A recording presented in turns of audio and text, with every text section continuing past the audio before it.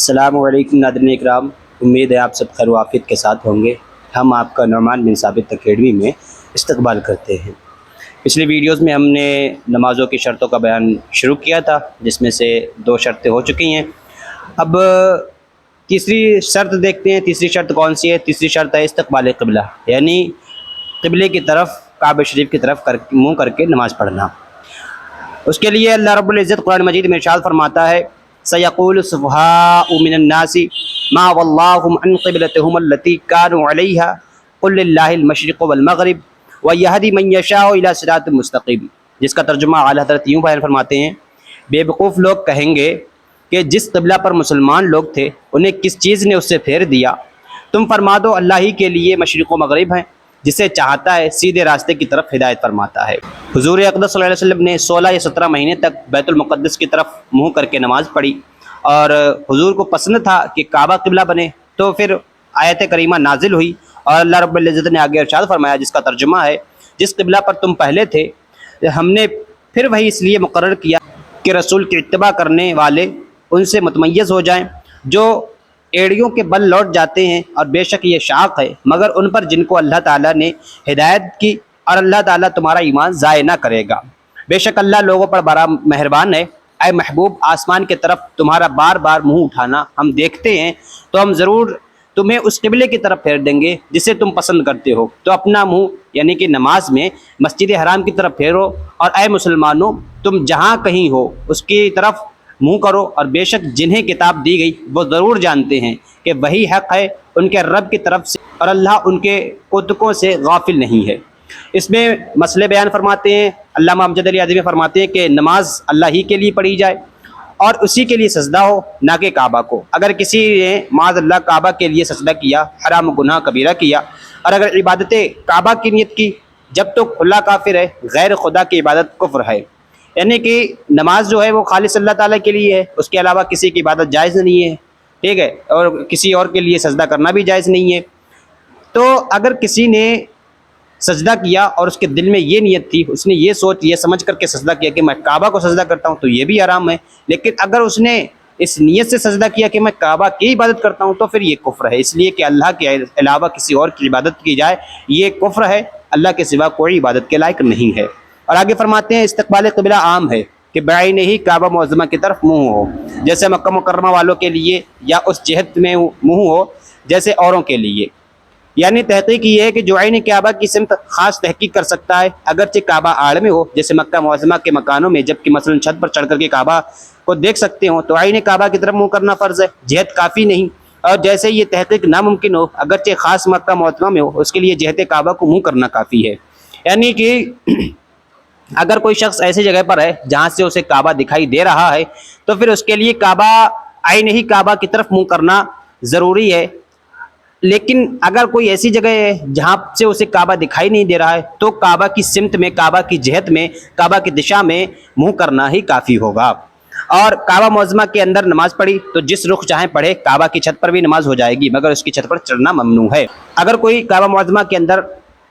کھڑے ہو کر کے نماز پڑھ رہا ہے، تو پھر اس میں شک ہوتا ہے کہ ہم کعبہ قبلہ کی طرف منہ کریں، اور کعبہ تو ہم کعبہ کے اندر ہیں، تو پھر ہمارا قبلہ کون سا ہوگا؟ تو پھر اس میں تو جس طرف چاہیں اس طرف منہ کر کے نماز پڑھ لیں، اس لیے کہ وہ کعبہ کے اندر ہی ہے۔ اور فرماتے ہیں اگر صرف حتیم کی طرف منہ کیا کہ کعبہ معظمہ محاذات میں نہ آیا، نماز نہ ہوئی۔ اور آگے فرماتے ہیں جو شخص استقبال قبلہ سے عاجز ہو، مثلا مریض ہے، اس میں اتنی قوت نہیں کہ ادھر رخ کر سکے، وہاں کوئی ایسا ہے نہیں جو متوجہ کر دے، یا اس کے پاس اتنے اپنا یا امانت دار کا مال نہیں ہے جس کے چوری ہو جانے کا صحیح اندیشہ ہو، یا کشتی کے تختہ پر بہتا جا رہا ہے اور صحیح اندیشہ ہے کہ استقبال کرے تو ڈوب جائے گا،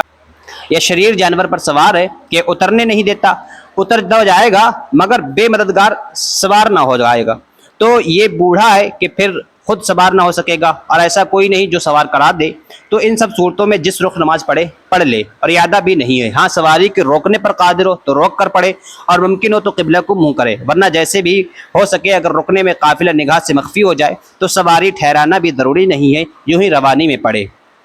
یعنی کہ کوئی ایسا شخص ہے جو مریض ہے اور اس کے پاس کوئی ایسا ہے بھی نہیں کہ جو اس کا منہ قبلہ کی طرف کر دے، اور اس کے اندر اتنی طاقت بھی نہیں ہے کہ قبلہ کی طرف منہ کر سکے، تو وہ جس منہ کو بھی نماز پڑھے گا اس کی نماز ہو جائے گی۔ اسی طریقے سے کوئی شخص ہے سواری پر جا رہا ہے اور وہ سواری شریر ہے یا وہ انسان بوڑھا ہے کہ اگر اترے گا تو پھر دوبارہ چڑھ نہیں سکے گا، اور کوئی دوسرا مددگار بھی نہیں ہوگا چڑھانے کے لیے، تو پھر وہ جس طرف چاہیں اس طرف منہ کر کے نماز پڑھ لے، نماز ہو جائے گی۔ اگر ممکن ہو کہ سواری روک سکتا ہے تو سواری روک کر کے نماز پڑھے، اور اگر قبلے کی طرف منہ کر سکتا ہے تو یہ بھی بہتر ہے کہ قبلے کی طرف کرے، لیکن اگر نہیں کر سکتا تو پھر کوئی حرج نہیں، نماز پڑھے، نماز ہو جائے گی، اور اس میں اعادہ کی بھی ضرورت نہیں کہ دوبارہ اعادہ کرنا پڑے گا، ایسا نہیں ہے۔ اور آگے فرماتے ہیں کہ مصلی کے پاس مال ہے اور اندیشہ صحیح ہے کہ استقبال کرے گا تو چوری ہو جائے گا۔